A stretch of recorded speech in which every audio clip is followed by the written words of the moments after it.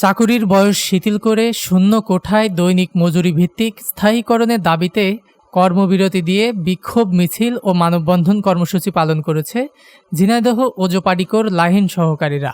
বুধবার দুপুরে কর্মবিরতি দিয়ে বিদ্যুৎ অফিস প্রাঙ্গণ থেকে একটি বিক্ষোভ মিছিল বের করা হয়।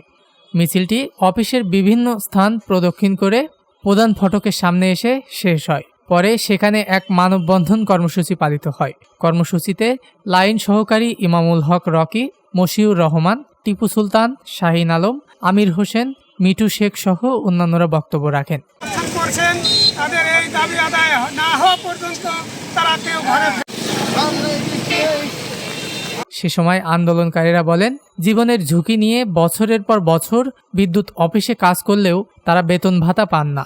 আমাদের দিয়ে কাজ করানোর পরও কর্তৃপক্ষ চাকুরি স্থায়ী করছেন না, তাই অনির্দিষ্টকালের কর্মবিরতি পালন করছেন তারা। তাদের চাকুরি স্থায়ীকরণের ঘোষণা না দেওয়া পর্যন্ত এই কর্মসূচি চলমান থাকবে বলেও হুঁশিয়ারি দেন তারা। এদিকে লাইন সহকারীদের কর্মবিরতি পালন করায় ভোগান্তি পোহাতে হচ্ছে জেলার বিদ্যুৎ গ্রাহকদের। ডেস্ক নিউজ, দৈনিক রানার।